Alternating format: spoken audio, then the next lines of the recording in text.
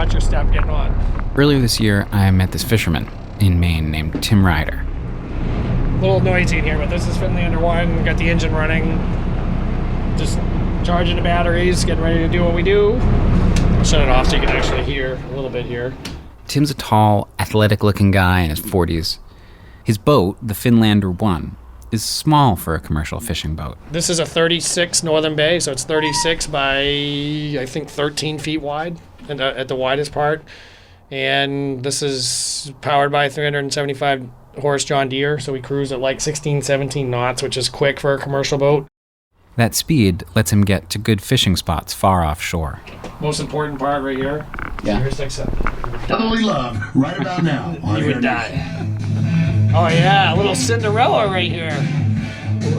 So this is how we roll out right here. Totally.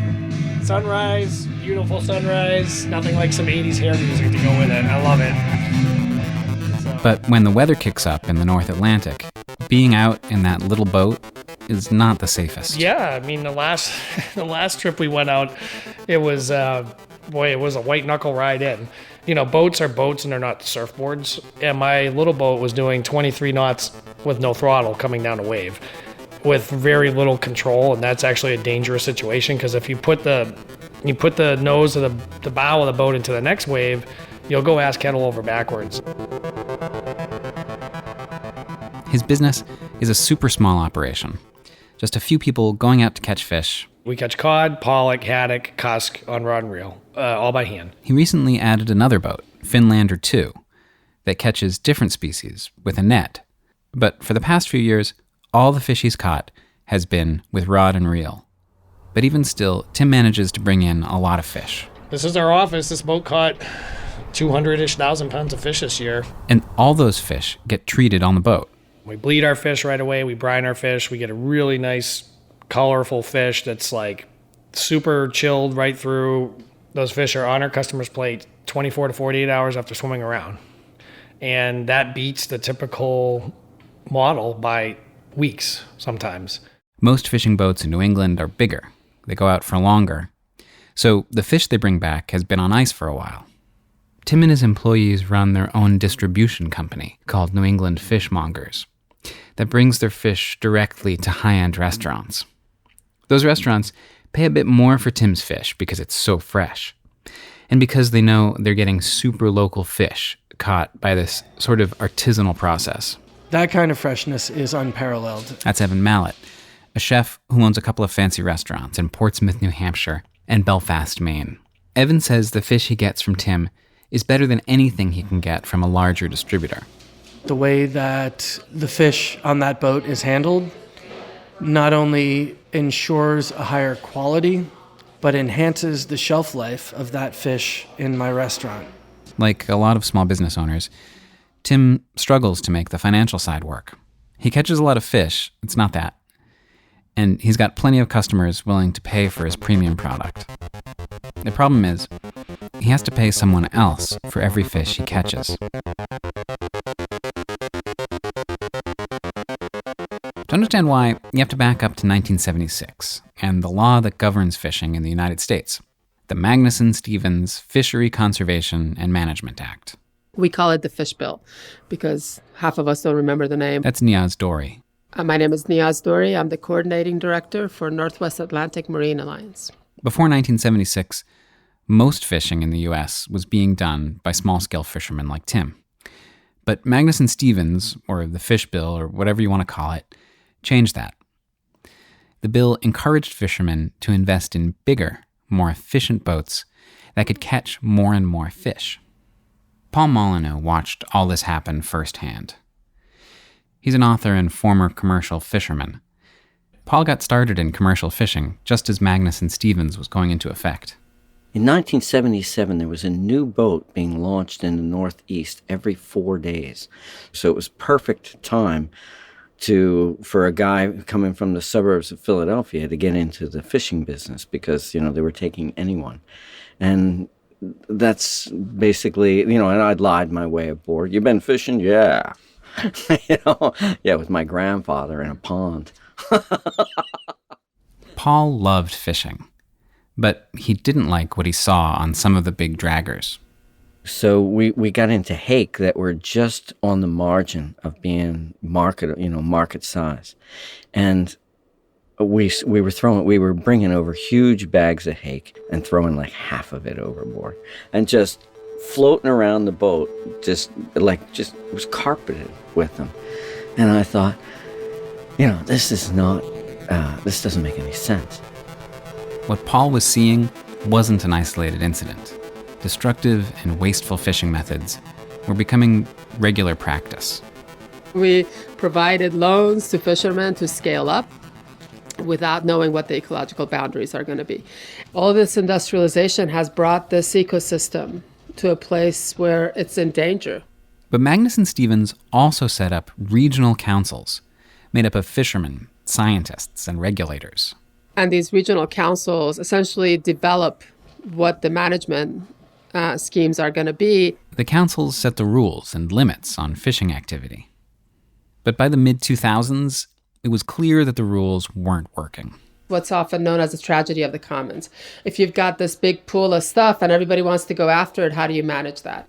In 2010, the New England Council put in place a new set of regulations. This new system gets called the sector system.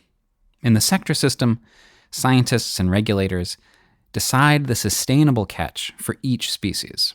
Every year, they say, okay, fishermen, you can catch this many million pounds of haddock, this many million pounds of cod, flounder, whatever. And then each fisherman gets a fraction of that total. That's their catch share. Say the total catch for flounder is set at 100,000 pounds.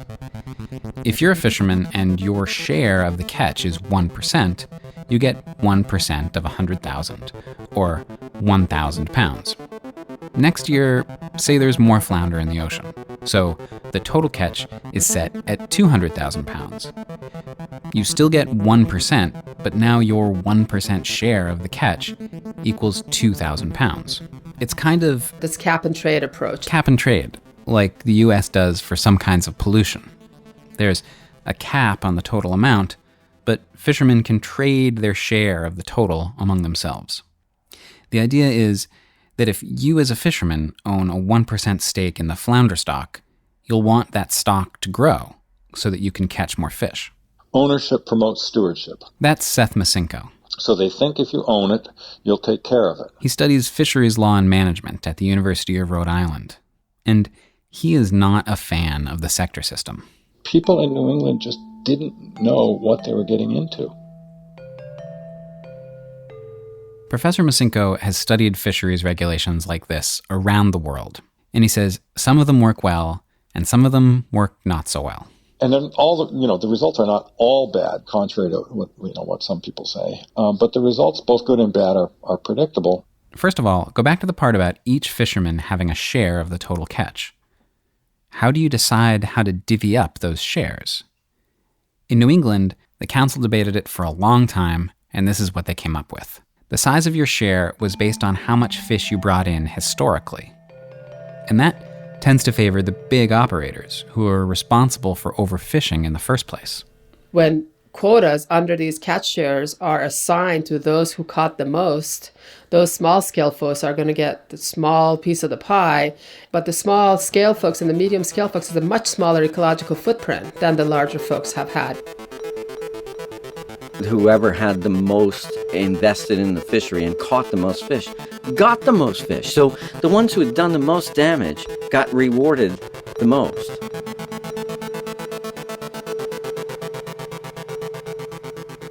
The share of the catch each fisherman got was based on what they caught between the years 1996 and 2006. How do they choose those years? It's always a rigged game picking the qualifying years. This is a totally arbitrary and political decision. That brings us back to Tim Ryder. In 1996, I was running cross-country and track and field for the University of New Mexico. And we joke about it. Amanda Parks, who works the business with me, I think she was 3. So Tim, because he doesn't have any history, he has to pay other fishermen for their share of the catch. If you don't have enough quota, You have to go and lease it from someone that's not fishing, that's not using those fish. The price of quota varies depending on the total cap that regulators put in place for that species. So, for example, cod. That's one of the species that was hit hardest by industrial fishing, and it hasn't rebounded. So, the total cap for everyone is low. And if there isn't much to go around, that means buying a share of that catch is not going to be cheap. This is like a stock market, right? So when there's not a lot of something or it's in high demand, what does it do? It goes up in price. So cod is leasing $3 to $4 a pound right now. Cod sells on the open market for less than $3 a pound. We like to call that a choke species. So basically, if you catch cod, you lose money. If you can only sell the fish for less than $3 a pound, why would anybody pay more than $3 for the permission to lease it? Like what?